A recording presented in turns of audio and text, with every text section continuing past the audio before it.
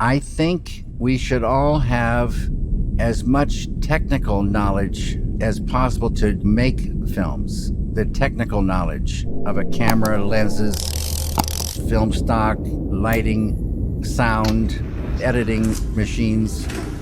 But I think the main thing is to learn by doing.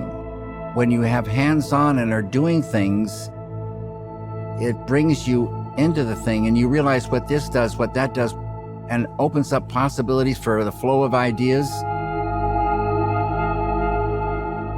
You're learning by doing, not an intellectual understanding, but an experiential thing. That is so important as far as I'm concerned. All the different parts, get into it. And then in film school, if you're lucky, you'll be with other students.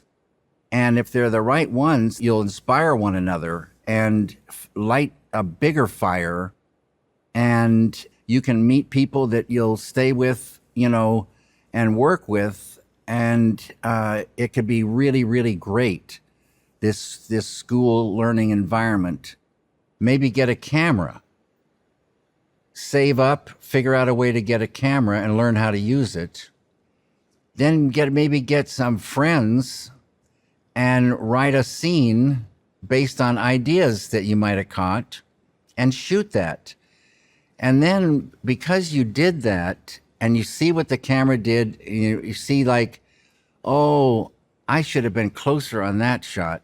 That would have, and then I should have, and you start learning, and then maybe you reshoot the thing, or maybe new things have come along, and you learn by doing, and then more ideas will come, because now once you start seeing what this particular camera gives you, if you have this particular light, and you see this girl saying this thing in a certain way, you start getting the medium starts talking to you.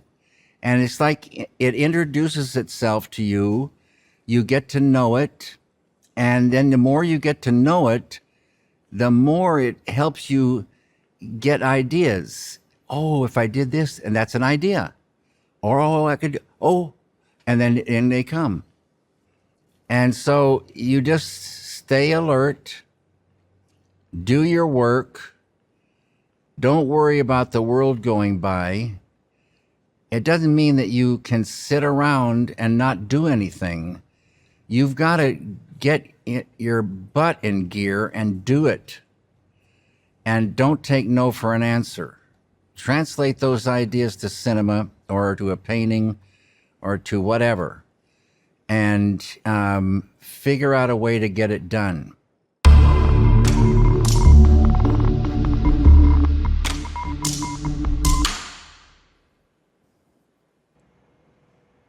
This is a sculpture screen for 6 men getting sick, minus this film and the sound.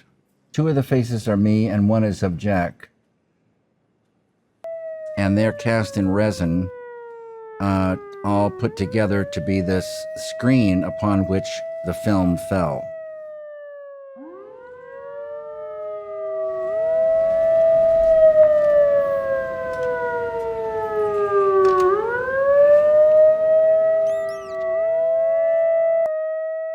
What you just saw started everything for me in cinema. That particular thing started with an idea or a kind of a experience that happened to me when I was sitting at night.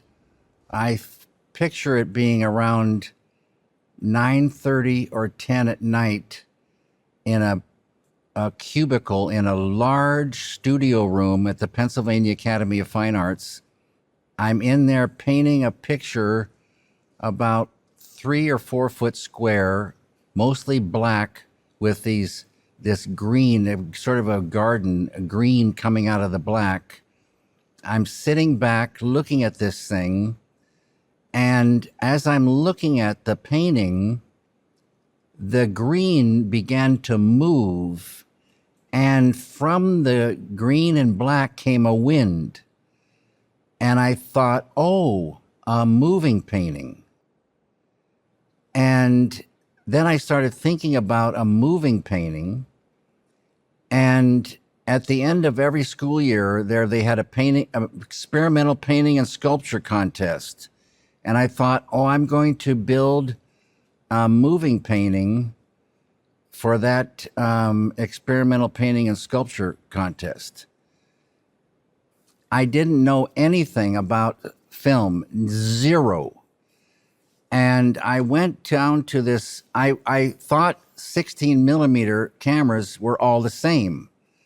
So I called around and I got these varying prices, some super expensive, some, I ended up at this place called Photorama, downtown Philadelphia, because they had the cheapest 16 millimeter camera. And I rented a little wind up Kodak camera that took single frames and had these little bitty cooked lenses on it, a turret of 3. And I loved this little camera. I mounted it on the top of a dresser in an old hotel room that the Academy had purchased, this hotel, and the rooms were all empty, but in the hallways there were beautiful brass beds and oriental carpets rolled up and all kinds of different pieces of furniture. But the rooms were open for work, and I built a sculpture screen in there. And then I think came in faces and the sound of a siren and them getting sick.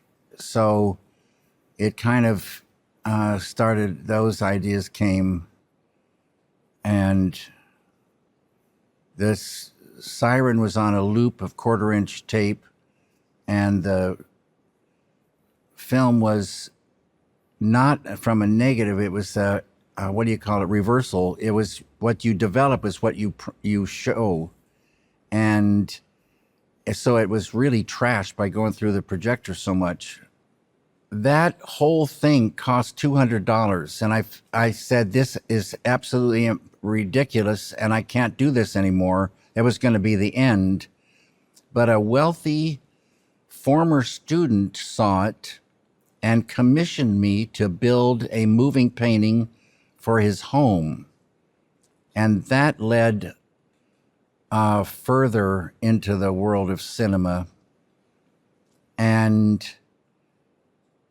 for me, I just started getting green lights in that world. The beautiful thing about making that was I started to fall in love with cinema.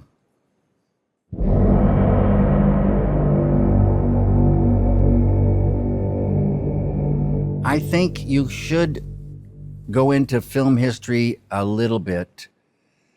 At the American Film Institute Center for Advanced Film Studies, Frank Daniel had what he called a film analysis class.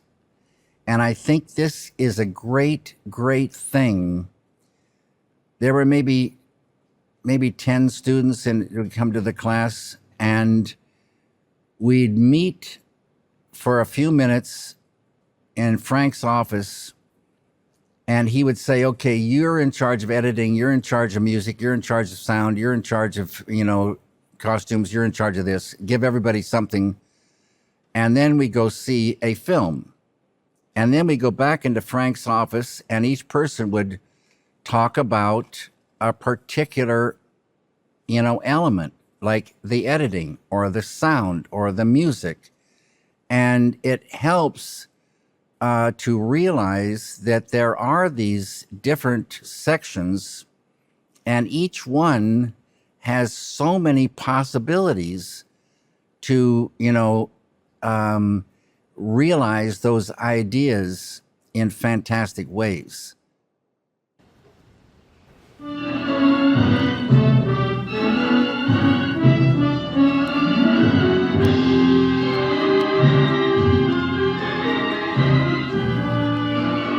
I love Billy Wilder for his timing, characters, and sense of place.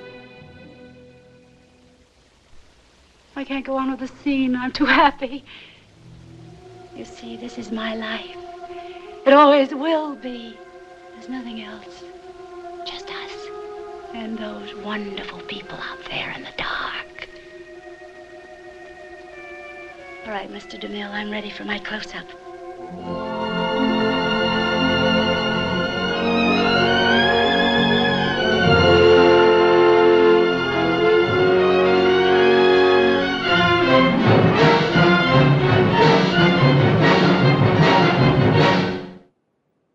Doesn't get much better than that.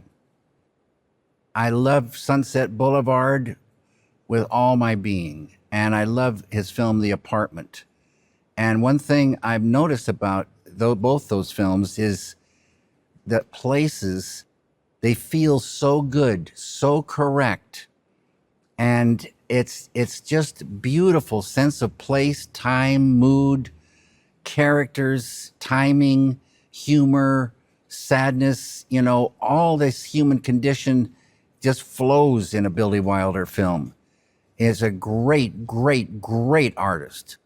You know, Sunset Boulevard is one of my all-time favorites. It captures the golden age of Hollywood, you know, all the different things, the stages, the back streets, the mansions, this thing that Hollywood does. It's just a magical, beautiful, incredible film. This Chinatown, I say, is a great, great film and will live on. And one of the great things about it is, I say, you know, like this thing, Room to Dream. A film, even though it ends, the thing I like about some, you know, endings, and Chinatown is a perfect example. The film ends, but there's still room to dream. And in Chinatown, the thing that makes it so much room to dream is that last line. Forget it, Jake. It's Chinatown. Boom. It just opens up this mystery of this place, and the film continues and continues even though it's over.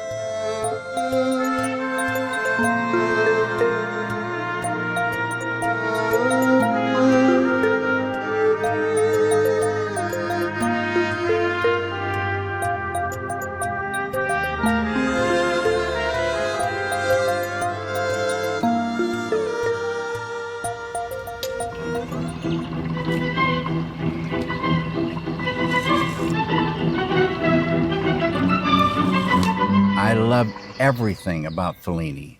One of the greatest filmmakers ever. My favorite film of Fellini's is probably 8.5, but I love La Strada. I loved I Vitelloni. I've loved all of his work that I've seen. Every single thing is just got Fellini's mark on every frame. That's the thing. You know it when you see it, and his work is unique and fantastic. Have you seen my wife? Mary? Kids! Hey! Oh. Kids, Janie! Janie, call me! Oh, I could eat you. Where's your mother? We're looking for you. With Uncle Billy. Daddy! Suzu, my little ginger snap, how do you feel? Fine. They just kept... Not a smidge of... Hallelujah! George! Mary!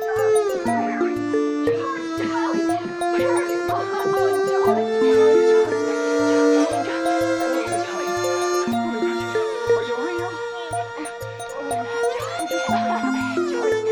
You have no idea what's happened to me. No idea what happened.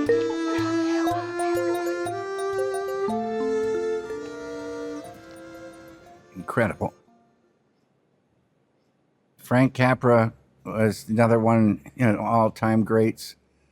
And this film, It's a Wonderful Life, was made, I think, in 46, after the war. And Jimmy Stewart had been in the war and for years. And when he came out, he didn't know if he had the stuff. And this thing came along. He does some things in this film that are like, there's one place in the film where he says the word Mary. It's unbelievable what comes out of his voice, his soul. He's just so great in that film. Frank Capra is one of the all-time greats for sure. Frank Capra had a thing for this side of human beings that was so beautiful.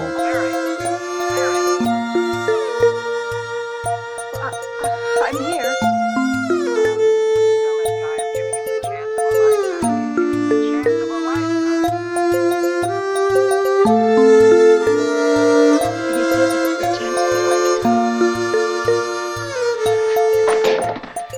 Now you listen to me.